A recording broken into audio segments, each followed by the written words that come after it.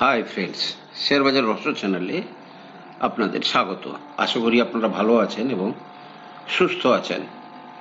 Friends, আজকে কিন্তু Nifty নতুন লো করেছে এবং সকাল থেকেই কিন্তু কনসেন্ট্রেটেড সেলিং চলছিল, যাতে নিফটি একটা যেন মনে হচ্ছিল যে বড় একটা বিপদের দিকে এগোচ্ছে।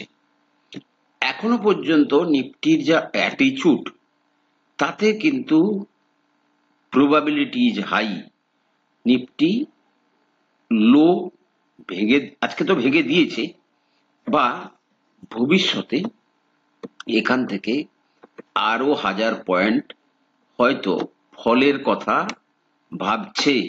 এই যে চ্যানেলটা আমি ড্র করেছি, দেখুন, এই যে এই চ্যানেলটাতে নিফটি নিচে আসছে, এটা হচ্ছে high. So Nifty may touch this channel low also, means 21,500-600, এখান থেকে আরো 1000-1200 পয়েন্ট পড়লেও পড়তে পারে, আবার এইখানে এইভাবে প্যানিক ক্রিয়েট করে উপরেও যেতে পারে। কিন্তু এখনো পর্যন্ত যেভাবে যা সিচুয়েশন মনে হচ্ছে, তাতে কিন্তু সম্ভাবনা কিন্তু অত্যন্ত হাই যে নিফটি নতুন লোই করার দিকে এগোচ্ছে। যাই হোক, 22,929 অর্থাৎ 102 পয়েন্ট উপরে ক্লোজিং দিয়েছে। ব্যাংক নিফটি 49,099, 260 পয়েন্ট নিচে ক্লোজিং দিয়েছে। ডিআইআই রীতিমতো 4,364 কোটি টাকার বাই করেছে। এফআইআই 4,295 কোটি টাকার সেল করেছে। ফ্রেন্ডস, দেখুন, গতকাল আমার যে ভিডিওটাতে অনেকে একটু ঘাবড়ে গেছেন।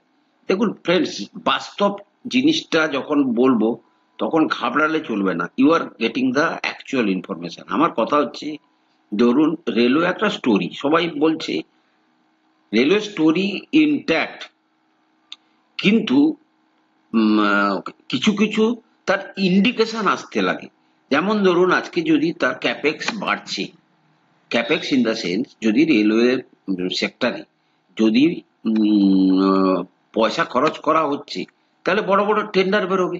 সেই বড় বড় টেন্ডারকে কেন্দ্র করে রেলওয়ে কোম্পানিগুলোর অ্যাটলিস্ট টপ লাইন গ্রোথ তো হবে।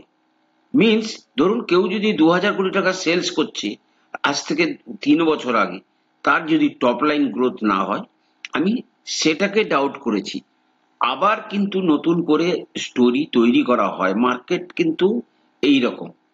একইভাবে ডিফেন্সে হ্যাল কিন্তু তার রেভিনিউ ইনক্রিজ হচ্ছে। গতকাল যে আমি বলেছিলাম, বিশেষ করে হ্যালে হ্যালে কিন্তু টপ লাইন গ্রোথ হচ্ছে, বটম লাইন গ্রোথ হচ্ছে, কিন্তু not as per the expectation.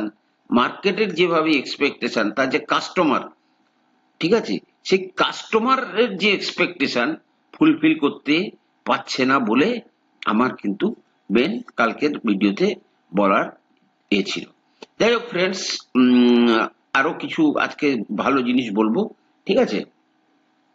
সুতরাং রক্তক্ষরণ অব্যাহত এবং ইতিহাসেরও পুনরাবৃত্তি ঘটবে, কিন্তু রিটেল নিবেশক কতটা এই পেন সহ্য করে সার্ভাইভ করবে, সেটা হচ্ছে $1,000,000 কোশ্চেন। আচ্ছা, কালকে কিন্তু ফ্রেন্ডস, মোদি আমেরিকাতে থাকা অবস্থাতেই ডোনাল্ড ট্রাম্প রেসিপ্রোকাল তারিফ, তার যে রুলস, তাতে কিন্তু সই করে দিয়েছে। Means, irrespective of any country reciprocal tariff লাগবে। যেমন ইন্ডিয়ার চিত্রটা কি, যে প্রোডাক্ট আমরা ইউএসএ তে বিক্রি করি, ইউএস তার উপর 3% ধরুন ট্যাক্স লাগায়। যে প্রোডাক্ট আমেরিকা ইন্ডিয়াতে বিক্রি করে, সে প্রোডাক্টের উপর ইন্ডিয়া 9% ট্যাক্স লাগায়। তাই মোদি থাকাকালীন ইউএসএ তে মানে সবাই কিন্তু এটা বলেছে যে ইন্ডিয়া হচ্ছে সবচেয়ে বেশি ট্যাক্স অ্যাবিউজ করে, ঠিক আছে। সুতরাং আজকে যদি এই জায়গাতে তারা ধরে, আমাদের কিছু বলার নেই। অর্থাৎ তুমি তুমি 9 লাগাচ্ছ, তাহলে আমিও 9 লাগাবো। আর না হলে আমরা 3 লাগাচ্ছি, তোমরা তাহলে 3 করো। সো একটা সামহাও একটা কম্প্রোমাইজ নিশ্চয়ই তৈরি হবে, সেটা মানে time will tell for that. কিন্তু অত্যন্ত একটা সলিড জায়গাতে কিন্তু ইউএস প্রেসিডেন্ট কিন্তু সমস্ত দেশকে ধরার চেষ্টা করেছে।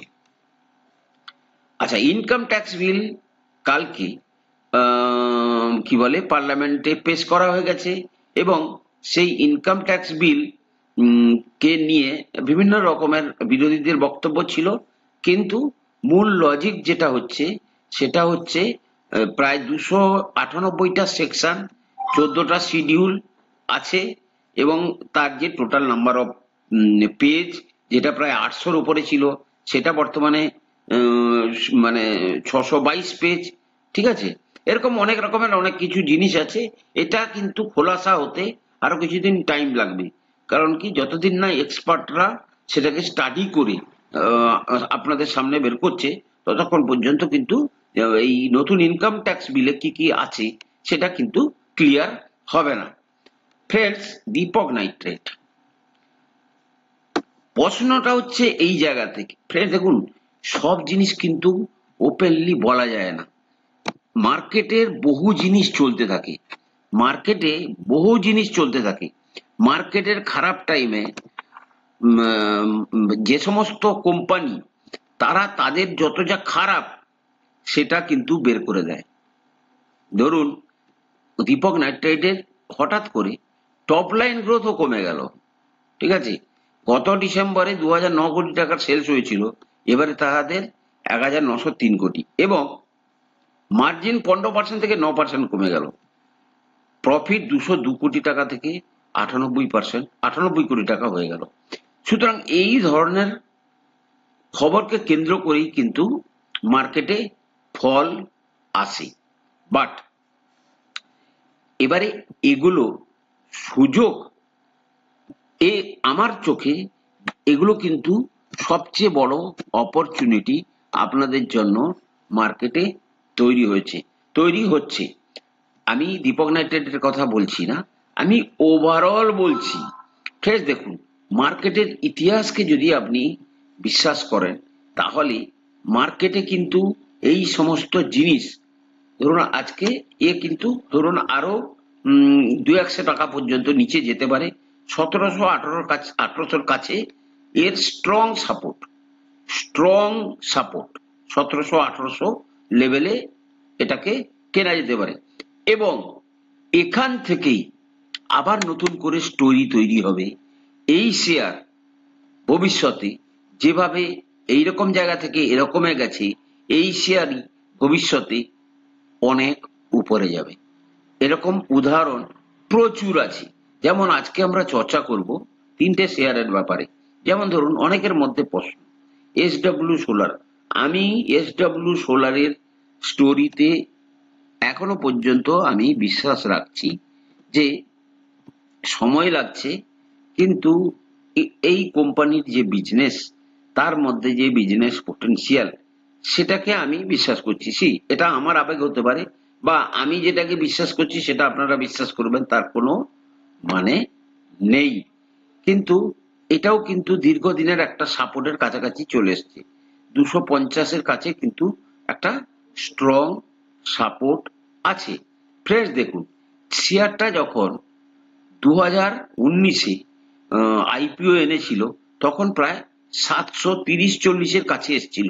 সেখান থেকে ফ্রেন্ডস দেখুন শেয়ারটা কোথায় নেমে এসেছিল, শেয়ারটা নেমে এসেছিল 70 টাকাতে। 70 টাকাতে। আবার দেখুন 70 টাকা থেকে 70 ইন দ্য সেন্স, এই ক্যান্ডেলটার লো দেখুন, দেখলে বুঝতে পেরে যাবেন 69 টাকা 70 পয়সা, মেন 70 টাকাতে। 70 টাকাতে কেউ ছুটছিল না শেয়ারটাকে, কিন্তু এই শেয়ারই 70 টাকা কবে ছিল, ধরুন মার্চ 20।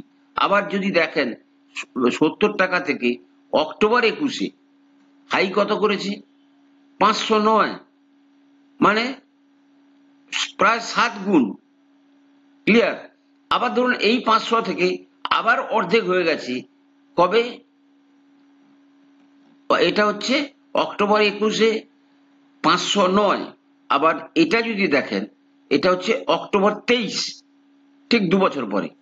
লো কত 250। আবার দেখুন এইখান থেকে আপনি যদি দেখেন 1 2 3 4 5 6 7 মাস পরে শেয়ার কোথায় চলে গেছে? 829। 250 থেকে 829, 4 গুণ।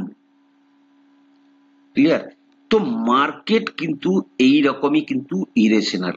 আজকে কিন্তু এমন একটা এনভায়রনমেন্ট তৈরি করা হচ্ছে ধীরে ধীরে, কারুর কোনো শেয়ারের প্রতি আর ইন্টারেস্ট যাতে না থাকে।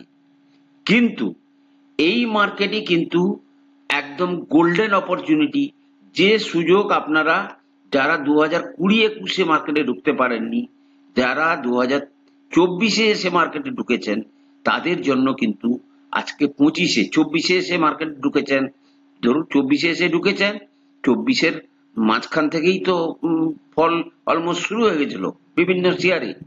সুতরাং তাদের কাছে কিন্তু আবার অপরচুনিটি আসছে। এই সমস্ত শেয়ারই কিন্তু আবার একদিন 5 গুণ 6 গুণ হবে, এবং দ্যাট টু অলসো ম্যাক্সিমাম দেখবেন 2 বছরের মধ্যে এই সমস্ত জায়গায় আবার নতুন নতুন স্টোরি হবে। ফ্রেন্ডস দেখুন বিড়লা সফট, ঠিক আছে, বিড়লা সফট একটা টাইমে মানে কেউ টাচ করছিল না। দেখুন স্টোরিটা দেখুন, এই দেখুন এটা কবে? 22 জানুয়ারিতে হাই কত? 566। কিন্তু আপনি যদি দেখেন 23 এপ্রিল, অর্থাৎ 1 বছর 2-3 মাস পরে শেয়ারটা 246-এ ঘোরাঘুরি করছে। তখন মনে হচ্ছে যে এ বোধহয় আর কোনোদিন উঠবে না। সেই শেয়ার আবার যদি দেখেন 1 2 3 4 5 6 7 8 9 10, 10 মাস পরে কোথায় চলে গেল? 856, প্রায় 4 গুণ, প্রায় 4 গুণ। সে আজকে কারেকশন দিচ্ছে, ধরুন 50%-এর বেশি হয়তো কারেকশন দিচ্ছে। আবার এই শেয়ারই একদিন দেখবেন ভবিষ্যতে এই 1-2 বছরের মধ্যেই কিন্তু সে একদম পুরো 475-এর কাছে চলে এসছে 0.6188-এর রিট্রেসমেন্টে। এই শেয়ারেই আবার নতুন গল্প তৈরি হবে, এবং এই শেয়ারও আবার 3-4 গুণ ওপরে অবশ্যই যাবে। কেউ আবার 10 গুণ যায়, 10 গুণ থেকে আবার 5 গুণ নিচে নেমে আসে। সুতরাং বিহেভিয়ার, শেয়ার বাজারের বিহেভিয়ার যতক্ষণ পর্যন্ত না আপনাদের রপ্ত হচ্ছে, ততক্ষণ পর্যন্ত কিন্তু আপনারা শেয়ার বাজারকে আপনারা কুল কিনারা কিছু পাবেন না। যাই হোক ফ্রেন্ডস, এরকম একটা অবস্থাতে এই কোম্পানির বিজনেসটাতে আমি খুব ভরসা রাখছি। দেখতে পারেন বিজনেসটা ভালো, এই বিজনেস কিন্তু আগামী দিনে ভালো মানে চলবে। সার্ভোটেক, সার্ভোটেক কিন্তু এমনই একটা বিজনেস যারা রিনিউয়েবল মানে এই যে কি বলে চার্জিং সেন্টারের বিজনেস করে, চার্জিং সেন্টারের business in the sense install করে। তারা ছোট্ট কোম্পানি, 2706 কোটি টাকা, 98 পিইতে ট্রেড করছে। কোয়ার্টারলি রেজাল্টও খারাপ আসেনি। ধরুন গত কোয়ার্টারে ডিসেম্বরে 50 কোটি টাকার সেলস হয়েছিল, 1.9 কোটি টাকার প্রফিট। সে জায়গায় এবারে 181 কোটি টাকার সেলস এবং 8 কোটি টাকা প্রফিট। এই বিজনেসটাতে আমি একটু আস্থা রাখছি, এবং শেয়ারটার চার্ট যদি দেখি, শেয়ারটা কিন্তু 206 থেকে 121-এর কাছাকাছি চলে এসছে। সুতরাং আমরা কিন্তু 80 থেকে ওই শেয়ারটা অনেকদিন ধরে অনেকে কিনেছিলাম, আমাদের কাছে আমরা হোল্ড করছি। আগামী দিনে কিন্তু এই শেয়ার যদি মাল্টিপল রিটার্ন দেয়, ঠিক আছে, আমি অবাক হব না। এই বিজনেসটাকে আমি বুঝি, তাই বললাম আপনাদেরকে। আপনাদের ভালো লাগলে আপনারা দেখতে পারেন। ফ্রেন্ডস, আমি কোনো সেবি রেজিস্টার্ড অ্যানালিস্ট নই। কোনো শেয়ারে কেনা বা বিক্রির আগে আপনারা কিন্তু আপনাদের ফাইন্যান্সিয়াল অ্যাডভাইজারের পরামর্শ নিয়ে কিন্তু শেয়ারে কেনা বা বিক্রির সিদ্ধান্ত নেবেন। শেয়ার বাজারের ব্যবসাটাকে বোঝার চেষ্টা করুন। শেয়ার বাজার নিচে যখন যায় তখনও অযৌক্তিক বিহেভিয়ার করে, শেয়ার বাজার উপরে যখন যায় তখনও অযৌক্তিক বিহেভিয়ার করে। আজকে যেগুলো আজকে এত কম দামে আছে, এইখান থেকেই বহু শেয়ার 9 গুণ 10 গুণ হবে আগামী 1.5 থেকে 2 বছরের মধ্যে। সাধারণত দেখা গেছে, হতে পারে না হতে পারে, কোনো গ্যারান্টি নেই। তাই ভরসা রাখুন। মার্কেট ছাড়তে যদি হয় বছর 2 পরে ছাড়বেন, আজকের দিনে অ্যাটলিস্ট এই সমস্ত ছাড়াছাড়ির কথা ভাববেন না। ভালো থাকুন, কথা হবে পরে।